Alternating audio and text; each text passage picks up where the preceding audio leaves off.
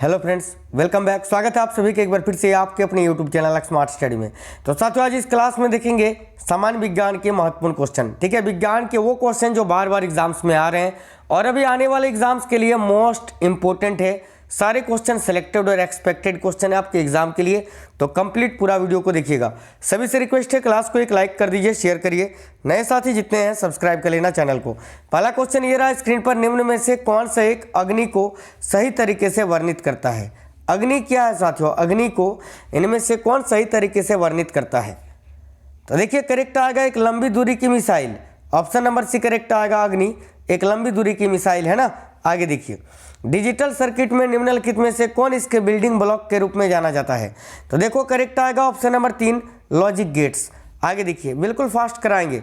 देखो, किसकी उपस्थिति के कारण रक्त वाहिका में बहते समय रक्त का थक्का नहीं जमता है। तो साथियों, हेपेरिन की उपस्थिति के कारण मानव शरीर में रक्त का थक्का नहीं जमता है, याद रखना। और रक्त का थक्का जमाने में सहायता करने वाला विटामिन है विटामिन के। आगे देखिए, निम्न में से कौन सी एक छोटी आंत का हिस्सा नहीं है। तो साथियों देखो, यहाँ देखो डुओडेनम, जेजुनम और इलियम, ये सभी जो है छोटी आंत का हिस्सा है, लेकिन कैक्यूम नहीं है। ऑप्शन नंबर ए करेक्ट आएगा, कैक्यूम। आगे देखिए, किसी जीवित शरीर के भीतर सेल या उत्तक की मृत्यु को क्या कहा जाता है। तो साथियों, जब किसी जीवित शरीर के भीतर सेल या उत्तक की मृत्यु होती है तो उसको नेक्रोसिस कहते हैं। ऑप्शन नंबर सी करेक्ट आएगा, नेक्रोसिस। किसकी सहायता से रक्त द्वारा ऑक्सीजन का परिवहन होता है। तो देखिए, किसकी सहायता से रक्त के द्वारा ऑक्सीजन का परिवहन होता है। तो साथियों, हीमोग्लोबिन की सहायता से। Option number A right answer आएगा, हीमोग्लोबिन। आगे देखते हैं, मानव शरीर में वसा का जमाव कहाँ होता है। मानव शरीर में वसा कहाँ जमा होता है। तो याद रखना, देखो यहाँ एडिपोसाइट्स में। साथियों, ये नाम याद रखना, adipocytes. Option number B right आ गया। देखिए, स्टेम सेल जो अन्य प्रकार की कोशिकाओं में विकसित होने में सक्षम है, कहाँ से ली जाती है ये। तो याद रखना, स्टेम सेल जो अन्य प्रकार की कोशिकाओं में विकसित होने में सक्षम है, कहाँ से ली जाती है। तो भ्रूण से। भ्रूण करेक्ट आएगा, ऑप्शन नंबर सी। आगे देखिए, पुस्तक जेनेरा प्लांटेरियम किसने लिखी है। पुस्तक जेनेरा प्लांटेरियम किसने लिखी है। तो याद रखना, इस पुस्तक के लेखक है Linnaeus. Option number A correct आ गया, लिनियस। आगे देखिए, कौन सा एकमात्र स्तनधारी जो उड़ सकता है। तो देखिए, कौन सा एकमात्र स्तनधारी है जो साथियों उड़ सकता है। तो बैट यानी चमगादड़।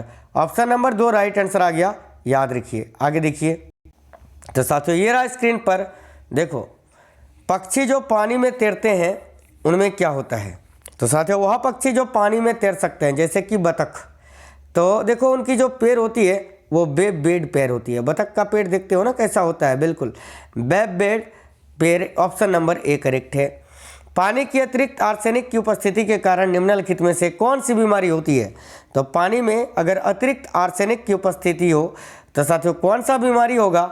याद आपको रखना है, स्किन कैंसर, त्वचा कैंसर। ऑप्शन नंबर 3 आपका यहाँ राइट आंसर आ गया। आगे देखिए, पेड़ के डाली में रहने वाले जानवरों को किस नाम से जाना जाता है। तो साथियों, जो जानवर पेड़ की डाली पर रहते हैं उनको अर्बोरियल के नाम से जाना जाता है। ऑप्शन नंबर 1 करेक्ट आएगा, अर्बोरियल, याद रखना। आगे देखिए, पौधों में खाद्य पदार्थ किस कार्बोहाइड्रेट के रूप में जमा होता है। इंपॉर्टेंट क्वेश्चन है, ध्यान दीजिए। तो साथियों, पौधों में खाद्य पदार्थ किस कार्बोहाइड्रेट के रूप में जमा होता है। तो स्टार्च के रूप में। देखो, स्टार्च आपका राइट आंसर आएगा, ऑप्शन नंबर ए स्टार्च के रूप में। निम्नलिखित में से कौन सा जानवर एक रक्त पिपासु प्राणी है। निम्नलिखित में से कौन सा जानवर एक रक्त पिपासु प्राणी है। तो जरूर आपको याद रखना है, मच्छर रक्त पीता है ना, तो मच्छर राइट आंसर आएगा, ऑप्शन नंबर बी। आगे देखिए, निम्न में से कौन सा अंग ग्लाइकोजन को ग्लूकोज में परिवर्तित करता है और रक्त को शुद्ध करता है। तो देखिए, ग्लाइकोजन को ग्लूकोज में तो जिगर ही बदलता है ना साथियों, जिगर यानी लीवर, यकृत, याद रखना, ठीक है। और रक्त को शुद्ध भी करता है, जिगर करेक्ट आ गया। देखो, आदमी में वह उत्तक जहाँ जन्म के बाद कोई कोशिका विभाजन नहीं होता है। तो देखिए, आदमी में वह उत्तक जहाँ जन्म के बाद कोई कोशिका विभाजन नहीं होता है, याद रखिए, तंत्रिका उत्तक है वो। ऑप्शन नंबर भी करेक्ट आ गया, तंत्रिका उत्तक, याद रखिए। देखो, दूध का स्थायीकरण करने के लिए उबाला जाता है ताकि जीवाणु के कारण होने वाली बीमारी को दूर किया जा सके, उसे क्या कहते हैं।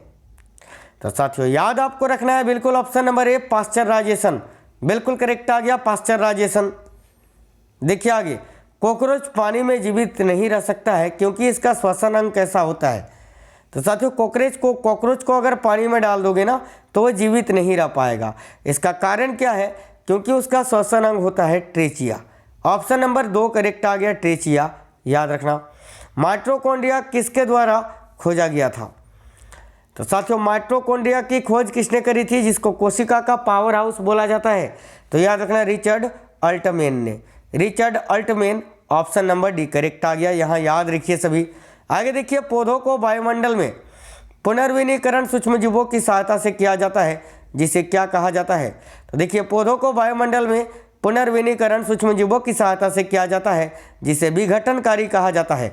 ऑप्शन नंबर 3 करेक्ट आ गया साथियों। आगे देखो, विकार जिसमें रक्त में ग्लूकोज की मात्रा अधिक होती है, बताइए वह विकार जिसमें रक्त में ग्लूकोज की मात्रा अधिक होती है हाइपरग्लाइसेमिया कहलाती है। ऑप्शन नंबर 1 करेक्ट आ गया, हाइपरग्लाइसेमिया। आगे देखिए, हार्मोन का एक उदाहरण क्या है?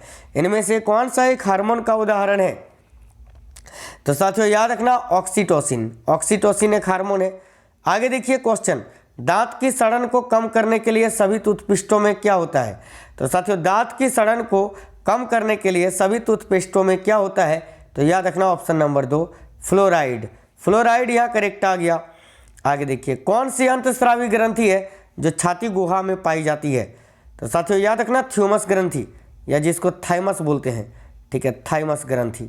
याद रखिए, ऑप्शन नंबर 2 करेक्ट है। नेक्स्ट क्वेश्चन, ब्लू क्रांति का संबंध किससे है? इंपॉर्टेंट क्वेश्चन है, ये भी ध्यान दीजिए। तो साथियों ब्लू क्रांति का संबंध किससे है? याद आपको रखना है, मत्स्य पालन से। ऑप्शन नंबर 4 करेक्ट आ गया। बीओडी बोर्ड प्रयुक्त है किसके लिए? बीओडी का फुल फॉर्म क्या होता है साथियों? तो देखना, बीओडी का फुल फॉर्म क्या होता है? बायोकेमिकल ऑक्सीजन डिमांड, यानी option number C, option number 3 आपका करेक्ट आ गया, बायोकेमिकल ऑक्सीजन डिमांड।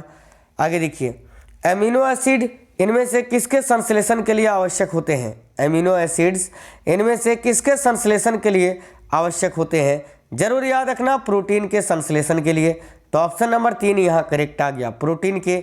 आगे देखिए, संक्रमण में देखो, संक्रमण किस में बढ़ता है? किस स्थिति में संक्रमण बढ़ता है? तो साथियों देखना, ऑप्शन नंबर 1 गर्म, शुष्क और हवा की स्थिति में। Option number A right answer आ जाएगा। आगे देखिए, विद्युत प्रभारी का SI इकाई क्या होता है? प्रभारी यानी आवेश, विद्युत आवेश का SI मात्रक क्या होता है? तो साथियों कुलम्ब। कुलम्ब आपका करेक्ट आ गया, ऑप्शन नंबर 2। आगे देखिए, एक पत्थर को लात मारने से एक व्यक्ति को किसके कारण चोट लगती है? एक पत्थर को जब हम लात मारते हैं तो चोट लगती है ना, किसके कारण? तो साथियों रिएक्शन के कारण, न्यूटन के 3rd लॉ के कारण। याद रखना। आगे देखिए, एक उपग्रह में एक अंतरिक्ष यात्री द्वारा गिराया गया चम्मच क्या होगा? एक उपग्रह में अगर एक अंतरिक्ष यात्री किसी चम्मच को गिरा देता है तो क्या होगा उस चम्मच का? तो वह चम्मच जो है ना साथियों, उपग्रह की गति का पालन करेगा। जिस गति से उपग्रह घूमेगी उसी गति से चम्मच भी घूमता रहेगा। आगे देखिए, समुद्र के नीचे जलमग्न वस्तुओं का पता लगाने के लिए इस्तेमाल किया जाने वाला उपकरण कौन सा है? तो साथियों याद रखना, सोनार। ऑप्शन नंबर 1 करेक्ट आएगा, सोनार। याद रखना। देखिए आगे, किसी वस्तु के भौतिक संपर्क किए बिना, ठीक है, दूरी से उसके बारे में सूचना एकत्र करने की तकनीक को क्या कहते हैं? तो साथियों ध्यान देना, बिल्कुल सुदूर संवेदन। ऑप्शन नंबर 1 करेक्ट आ गया, सुदूर संवेदन। आगे देखिए, जलते हुए पायराइट्स के अयस्क का परिणाम क्या होता है? साथियों जलते हुए पायराइट्स के अयस्क का परिणाम क्या होता है? तो sulphur dioxide gas, SO2 correct आ गया, ऑप्शन नंबर 2। आगे देखिए, जब जल स्वयं ही रासायनिक रूप से किसी तत्व या खनिज के साथ जुड़ जाता है तो इसे क्या कहा जाता है? इंपॉर्टेंट क्वेश्चन है, ध्यान दीजिए सभी साथी। तो देखिए करेक्ट आंसर आएगा हाइड्रेशन। हाइड्रेशन करेक्ट है, ऑप्शन नंबर सी। आगे देखिए, ओजोन इनमें से किस में शामिल होता है? ओजोन में क्या शामिल होता है? तो साथियों ओजोन को लिखते हैं O3। देखो इसमें ऑक्सीजन के अलावा कुछ भी है नहीं है ना, केवल ऑक्सीजन है। तो ऑप्शन नंबर 1 करेक्ट आ गया, केवल ऑक्सीजन। ऑक्सीजन का ही अपरूप होता है ओजोन। आगे देखिए, ट्रांजिस्टर उद्योग में व्यापक अनुप्रयोगों वाले 2 तत्वों के नाम बताइए। तो साथियों देखना, ट्रांजिस्टर उद्योग में व्यापक अनुप्रयोग वाले 2 तत्वों के नाम क्या क्या हैं? तो सिलिकॉन और जर्मेनियम। ऑप्शन नंबर 1 करेक्ट आएगा। आगे देखिए, कोको कोला का खट्टा स्वाद किसकी उपस्थिति के कारण आता है? तो साथियों कोको कोला का खट्टा स्वाद किसकी उपस्थिति के कारण? फास्फोरिक एसिड होता है उसमें। फास्फोरिक एसिड के कारण, याद रखना। आगे देखिए क्वेश्चन नंबर 40, कहाँ पर ओजोन छिद्र का निर्माण सबसे अधिक है? ओजोन छिद्र का निर्माण सबसे अधिक कहाँ है? तो अंटार्कटिका। देखो इंपॉर्टेंट क्वेश्चन है, अंटार्कटिका ऑप्शन नंबर 3 आपका करेक्ट आएगा। माचिस की तिल्ली के शीर्ष पर क्या होता है? तो साथियों माचिस की तिल्ली के शीर्ष पर क्या होता है? तो साथियों लाल फास्फोरस। ऑप्शन नंबर 3 करेक्ट आएगा, लाल फास्फोरस, याद रखना। एस्पिरिन किसका सामान्य नाम है? यानी एस्पिरिन का रासायनिक नाम क्या होता है? तो देखिए एस्पिरिन का रासायनिक नाम होता है साथियों acetyl salicylic acid. Option number D आपका बिल्कुल करेक्ट आएगा, आपको याद रखना है।